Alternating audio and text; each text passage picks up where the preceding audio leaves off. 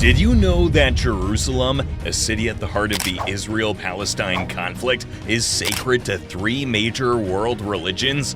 Yet in this very region, a truce, as fragile as it is hopeful, emerges amidst one of the most enduring conflicts of our time. So in today's video, we're delving deep into the latest truce between Israel and Palestine. It's a pause in the hostilities that have shaped generations. But here's what's intriguing. Is this truce a true turning point towards a lasting peace, or just a temporary lull in a long-standing dispute? What future lies ahead for Israel and Palestine? Well, let's find out. History. For over 6 weeks, Israel and Hamas have been locked in a fierce conflict. Picture a scene where every day is uncertain. By November 10th, over 11,100 Palestinians lost their lives. That's a staggering figure, representing 1 out of every 200 people in Gaza. The situation is so intense that the health ministry can't keep an official count anymore. And think about this. On October 7th, Hamas launched an assault on Israel, marking it the deadliest day for Jews since the horrific times of the Holocaust. So, what's this all about? Well, Israel, the only Jewish state in the world, is nestled right next to the Mediterranean Sea. Then we have the Palestinians, an Arab group who've called this land home and now see their future in a state named Palestine, right where Israel stands. This conflict concerns a fundamental question. Who gets which part of the land, and who decides? The roots of this issue stretch back thousands of years, with both Jews and Arab Muslims tracing their heritage to this land. But the political face-off? That kicked off in the early 20th century. European Jews, fleeing persecution, sought a safe haven, a homeland in this Arab and Muslim-majority territory under Ottoman and later British rule. The Arabs, understandably, saw this land as their own. The United Nations once tried to split the territory, but that plan didn't take off. What followed were wars that reshaped the region, particularly those in 1948 and 1967, shaping the borders we see today.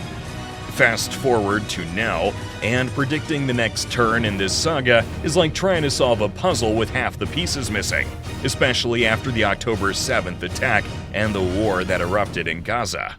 But here's a glimmer of hope. A ceasefire lasting 4 days has begun in Gaza. This brief pause in fighting, facilitated by Qatar, might just be the first step towards a longer-lasting peace. Ceasefire. The deal was teetering on the edge. And first, Hamas was pointing fingers at Israel, saying they weren't keeping up their end of the ceasefire deal. Israel, on the other hand, was almost ready to jump back into the action in Gaza. But then something pretty unexpected happened. No less, a Qatari jet landed in Israel at Ben Gurion International Airport. Now, remember that Qatar and Israel aren't precisely pen pals. They don't have official diplomatic ties. So this moment is kind of a big deal. The folks on board that jet were negotiators, and they had one mission: save the ceasefire before it crumbled into dust, undoing weeks of intense diplomatic efforts. This visit from Qatar marked a pretty extraordinary moment. It showed just how important this small Gulf state is in bridging the gap between these two long-standing adversaries.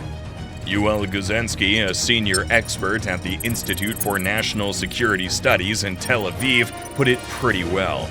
He said this was something totally new. Qatar has this unique position where they can actually influence Hamas, thanks to their years of support. It's like Qatar is the only player on the global stage who can get Hamas to listen. The team from Qatar did their thing over the weekend, and most of them flew back. But here's the exciting part. A few of them stayed behind to work with Israeli intelligence to extend the truce, which was ticking down to its end on Tuesday morning. And it looks like their hard work paid off. Qatar's foreign ministry dropped the news that Israel and Hamas had agreed to extend their ceasefire for 2 more days past Monday. That's a big win for peace, and could mean a longer break from the war. They're getting a break from the bombardment for the first time in what feels like forever. This truce isn't just about stopping the fighting, it's got some serious substance to it. Israel and Hamas have struck a deal. Israel's releasing at least 50 of the 240 hostages in exchange for 3 Palestinians per hostage from Israeli prisons. There's also talk of fuel and supplies flowing into Gaza. Israel's agreed to send over 130,000 liters of fuel daily during the truce. And guess what? There's a chance to extend this ceasefire. Each additional 10 hostages released could add another day of peace. But it's not all smooth sailing. Those displaced in northern Gaza can't return home yet. This agreement, a result of tense international talks with Qatar and the US playing key roles, is a glimmer of hope in a situation that's been pretty grim. Even President Biden is weighing in, suggesting that maybe it's time to rethink how military aid to Israel works. It's a delicate balance. Everyone hopes the ceasefire might be the first step towards something more lasting. Extending the ceasefire by 2 more days is a pretty big deal. This extension means there's a chance for more exchanges between militant-held hostages and Palestinians imprisoned by Israel. It's like a short break in what's been a tough and destructive war. So, on Monday night, 11 Israeli women and children who have been with Hamas for over 7 weeks finally got back to Israel. This was the 4th exchange under the ceasefire that started last Friday. And then, on Tuesday, 33 Palestinian prisoners were released by Israel and received a hero's welcome in Ramallah. The streets were buzzing with cheers as their bus rolled through the city. Now, this deal for an extra 2 days of peace, which Qatar announced, is kindling hopes for an even more extended ceasefire. This is crucial because the situation in Gaza is pretty grim. Most of the population has been displaced because of the ongoing conflict. Israel has put out an exciting offer. They'll extend the ceasefire by a day for every 10 additional hostages that are released. To date, 51 Israelis and 19 people of other nationalities have been freed, and 150 Palestinians have been let out of Israeli prisons. The emotional impact of these releases, especially the reunions of women and children with their families, has really resonated in Israel. It's bringing people together, rallying them to get everyone back home. But here's where it gets tricky. Hamas might still have up to 175 hostages, and that includes some soldiers. If these soldiers are part of the negotiations, Hamas might ask for more in return for their release. Now, these newly freed people are getting checked out medically, but the good news is they all seem to be doing okay physically. And it's not just Israelis getting freed, we're talking about a global mix here. 19 folks from other countries, mostly Thais working in Israel, have been released too. France even chimed in, saying 3 of their citizens, all young teens, were among those freed. On the Palestinian side, the released prisoners are mostly teenagers, and their return is a big deal to their communities. It's seen as a symbol of resistance and survival. The ceasefire, this little breather from the conflict, has the White House and everyone else hoping it'll last longer. It's a chance to take stock of what's happened. The numbers are staggering. Over 13,300 Palestinians and more than 1,200 Israelis have died since this all started. The truce has at least allowed for some aid to flow into Gaza, but let's be real, it's still way less than what's needed. Most of Gaza's population is now crammed into the southern part, with over 1 million in UN shelters. Imagine that! So what's next in this high-stakes drama? Uncertain futures. Israeli leaders are doubling down, saying they'll keep the pressure on Hamas to free more hostages. They're telling civilians in the south to head to safe zones, hinting at more action to come. This move comes after similar evacuation calls in the north.